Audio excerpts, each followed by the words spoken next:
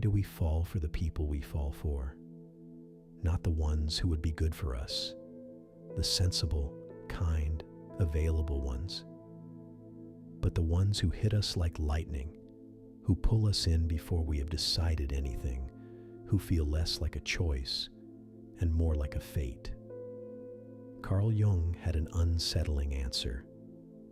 That lightning is very often your shadow, recognizing itself in someone else.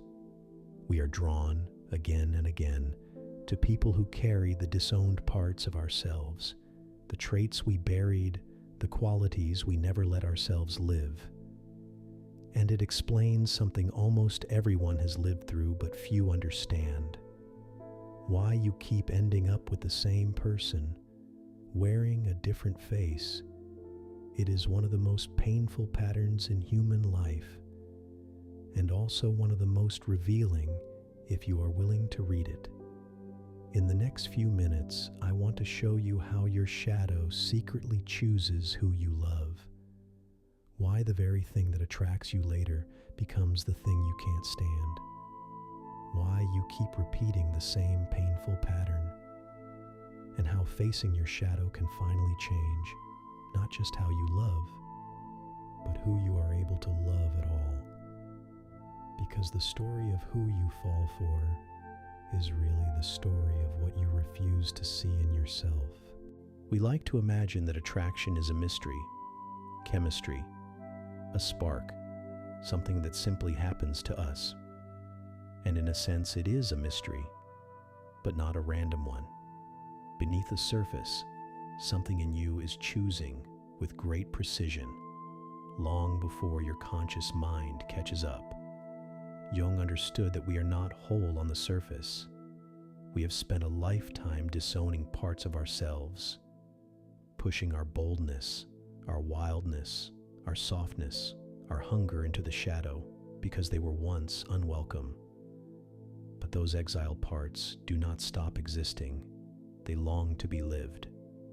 And so, when we meet someone who is openly living the very quality we buried, something in us lights up with recognition.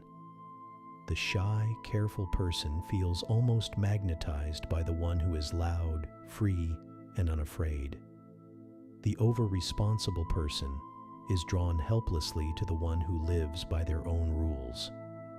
The one who has locked away their own sensuality is pulled towards someone who wears theirs without shame. It feels like attraction to a person, but underneath, it is often attraction to a missing piece of yourself, finally seen out in the world, alive in someone else. And the reverse is true as well.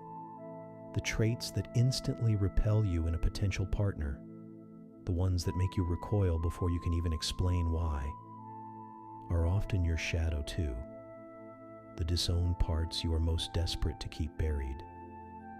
We are pulled toward and pushed away from the very same hidden material. Why this matters for you right now. The people who electrify you are not chosen at random.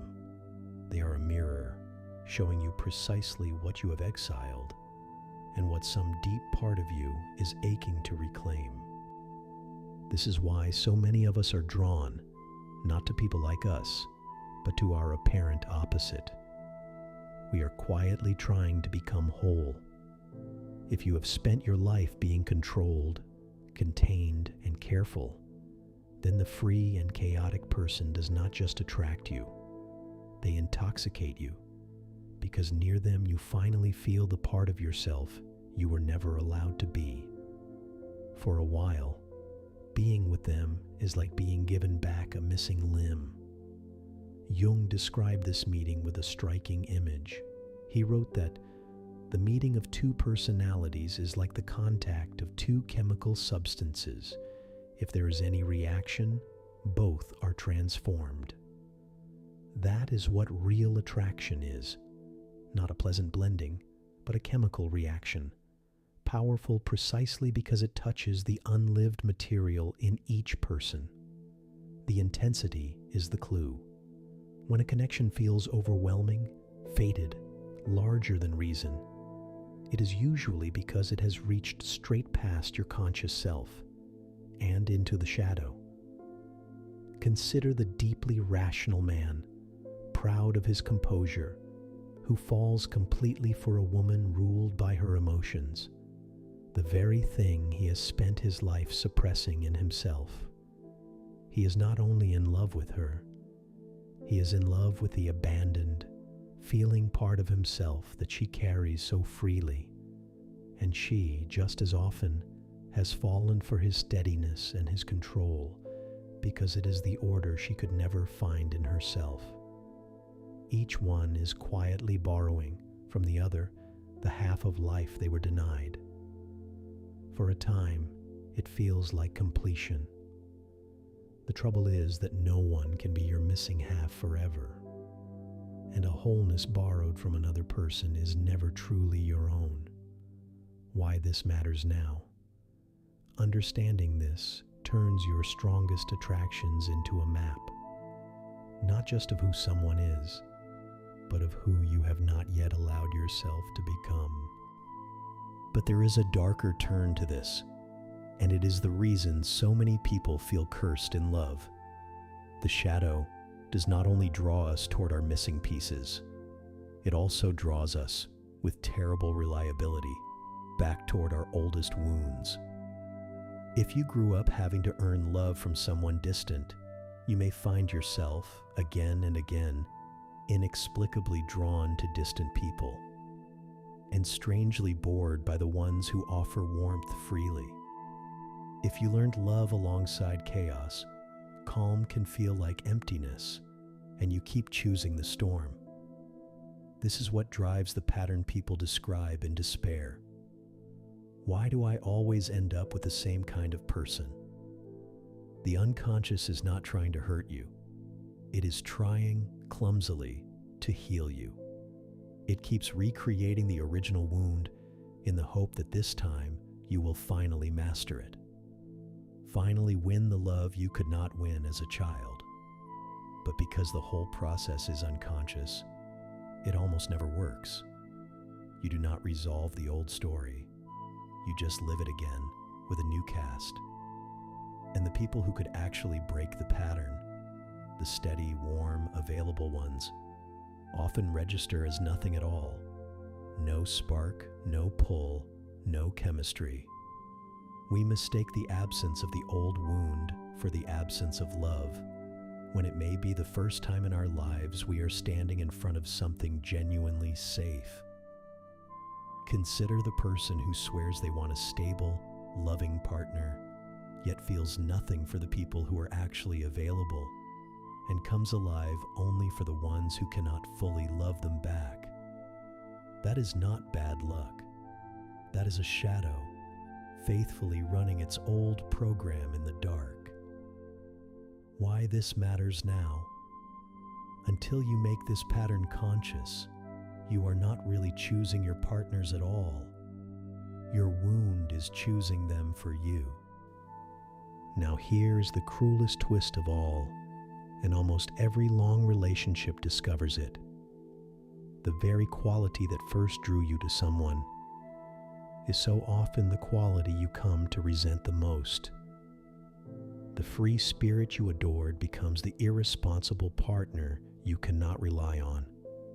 The strong, decisive presence that made you feel safe becomes the controlling force you feel crushed by. The emotional depth that once moved you becomes too much. What happened? At first, they were living the trait you had disowned, and being near it thrilled you. But as the relationship goes on, that same trait confronts you with exactly what you exiled in yourself. And the old discomfort, the old reason you buried it, comes roaring back. You begin to attack in them what you could never accept in you. The contained person who fell for the free spirit now tries to tame them, fighting in their partner the same wildness they strangled in themselves long ago. This is the shadow, turning a love story into a battlefield. We marry our disowned trait, and then we spend years trying to destroy it in the other person. Watch a couple a few years in, and you can often hear it directly. The complaints they make about each other are almost photographic negatives of the very things that first drew them together. He's so irresponsible. The freedom she fell for. She's so intense. The depth he adored. The honeymoon and the resentment are not two different relationships. They are the same projection, seen first in the light and then in the dark. Why this matters now? When your partner starts to infuriate you in a way that feels strangely familiar, ask whether you are fighting them or still fighting a part of yourself. Underneath all of this is the mechanism we have returned to throughout this series: projection. In the beginning of love, we do not actually see the other person clearly. We see a screen, and onto it we project our disowned parts, our deepest longings, our image of who could finally complete us. We fall in love, in a sense, with our own unlived life, glimpsed in another. This is why early love can feel so transcendent, and why it so reliably cools. Because no real human being can carry your projection forever. Eventually, the actual person breaks through the image. They do something that does not fit the screen, and we feel a strange grief, even betrayal. You're not who I thought you were. But they never were.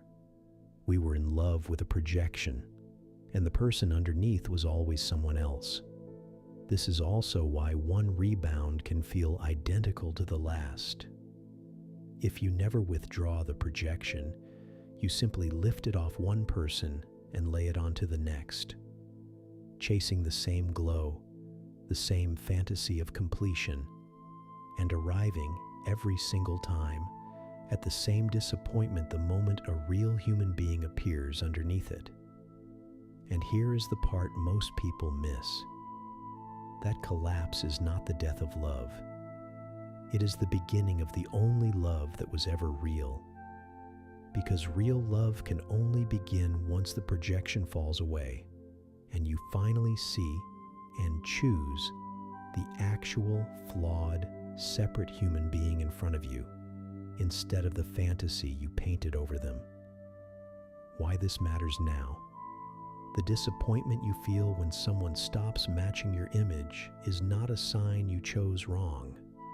It is an invitation to start loving a real person instead of a reflection. So what changes when you finally turn and face your own shadow? Everything about how you love. When you stop disowning your own boldness, you no longer need a partner to carry it for you.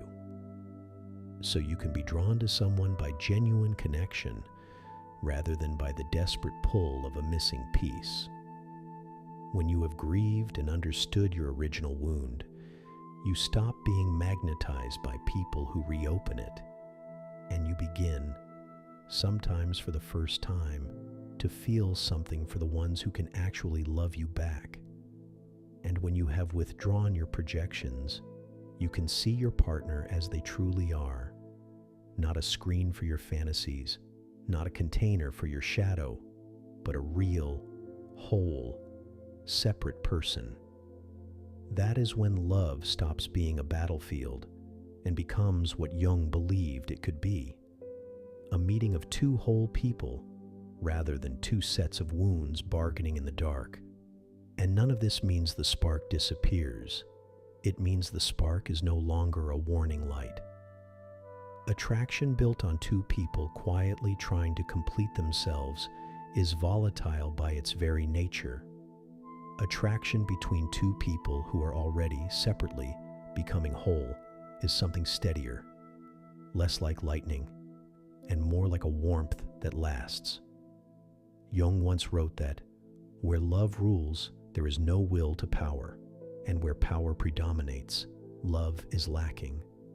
So much of what destroys relationships, the controlling, the fixing, the endless struggle, is the will to power doing the shadow's work. To integrate your shadow is to slowly lay that weapon down. Consider the person who, after years of the same heartbreak, finally faces their own pattern and discovers that the people they once found boring, the kind and available ones, have quietly become the most attractive of all. That is not settling. That is healing. Why this matters now. The work you do on yourself is, in the end, the greatest thing you will ever do for the people you love. 4 minutes. Just 4 minutes. What would you think if I told you that right now, in this very moment, you are standing in front of a door that has the power to completely transform the course of your life and deliver you to the dream you have longed for but could never quite reach? So here's your question for tonight. Think of the people you have been most powerfully drawn to in your life and look for the thread between them. What quality did they share? What wound did they reopen? And what does that pattern reveal about the part of yourself you have not yet faced? Whatever surfaces, that is your shadow, quietly writing your love story. Tell me in the comments. I read everyone. And if this met you where you actually live, subscribe and stay close. This brings our journey into the shadow to a close. We have met it in ourselves, in the people who irritate us, in our gifts, in the work of integration, and now in who we love. In the videos ahead, we step out of the personal depths and into something just as urgent. Why modern life, for all its comfort, leaves so many of us anxious, restless, and quietly starved for meaning. Until then, remember that the way you love is the clearest map you will ever get to the parts of yourself still waiting to be seen.